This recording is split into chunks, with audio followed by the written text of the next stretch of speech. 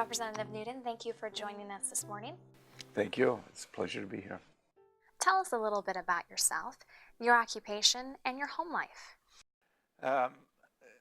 I spent a career in the military. I spent 23 years active service in the U.S. Army and retired as a command sergeant major years ago. And when I left the service, I purchased 2 grocery stores in Blaine and Coon Rapids. And so I did that for 20 years. And during that period of time, I served on the Coon Rapids City Council for 6 years, the Anoka-Hennepin School Board for 8 years, and the legislature for 2 years. So I've been very actively involved in the community. Currently, I'm teaching political science at Anoka Ramsey Community College, where my wife also teaches. She teaches French and German there. I have a total of 6 children, and they're kind of scattered all over from Atlanta to Traverse City, Michigan, to all Ohio, and so I don't see them all very much. I have a daughter in Andover, who I see quite often, and a son in Coon Rapids as well. Tell me a little bit about your district and the people you represent. The district has changed. I would say it trends more Democratic than the previous district. One of the very nice things about this district is on the Coon Rapids side, which makes up about almost half of the district, I have represented that area for some 16 years on city council, school board, and legislature. So I'm familiar with the area. I've door-knocked it many times. What was really nice this time for me is I was given a portion of Blaine, which is located right where I had my grocery store. And so for 20 years, I got to know all the people in the neighborhood, all their concerns. And so it was like old home week, knocking through that neighborhood and running into people who I'd known for many, many years. Spring Lake Park is new for me, but it's somewhat the same type of neighborhood as, of blue-collar, hardworking people, same as Blaine and the portion of Coon Rapids. Tell us about your past legislative experience as a House member. I was here in the 2009-10 session and worked primarily on education issues and veterans issues. One of my proud accomplishments is getting free transportation for disabled veterans. I worked with Met Council and outstate transportation. Then they agreed that disabled veterans, all they had to do to get on any type of public transportation, whether it's North Star Corridor or Hiawatha Line or a bus, is to show their ID card, which indicates on there that they are disabled.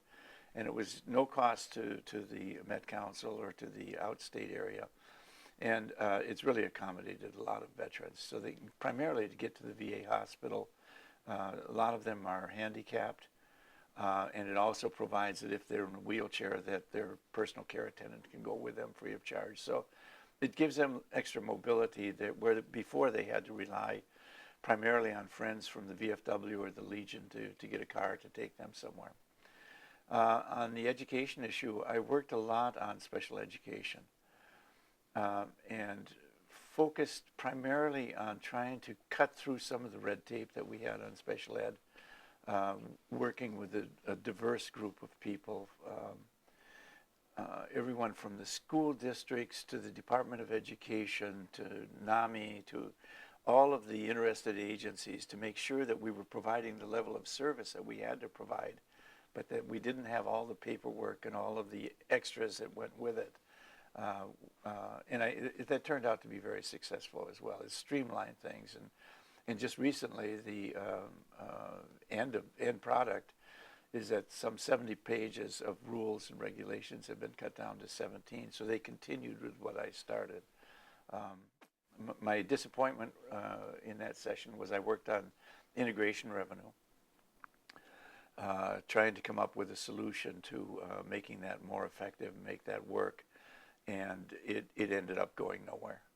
And we still have the same problem now is how we're going to look at funding, making sure that we're adequately dealing with the students who need integration revenue, and not giving it to areas where we don't have minority students primarily. So, what are your top priorities this legislative session?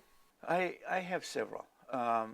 One, I've been working for many years to try to get hydroelectric power back into the Coon Rapids Dam that was taken out in 1964 by Northern States Power because at the time coal power was less expensive and just the maintenance of the dam was, you know, they felt it was too expensive. So they turned that area of the dam over to Three Rivers Park District. And Three Rivers Park would like to get rid of the dam. They're in the park business. They're not in the dam business. And so I chaired with Mark Uglum, who's one of the incoming legislators, a commission to work on the dam to get the dam updated. To make sure that Asian carp don't get up above the dam. But the next thing is I made sure that we left the space in the dam to insert the hydroelectric plant. And I'd like to get that power put back in there. It would be enough basically to serve all of the city of Coon Rapids. And it's a natural facility. There's no reason why we can't go to green power and get that done. Other issues, on 109th in the area between Blaine over Central Avenue is just terribly congested. I'd like to see us get a bridge there. We had built 3 bridges north of there, and as a result, all the traffic ends up jamming at 109th. Education, I'm looking at trying to find a way to take care of the education shift. I think I have some ideas where we could make that work better for the school districts without having to repay the whole full shift, and that the school districts would come out further ahead as a result. So there are quite a few things that I've been looking at. When the end of the session arrives and you return back home, how would you like people in your district to determine if you were a successful legislator?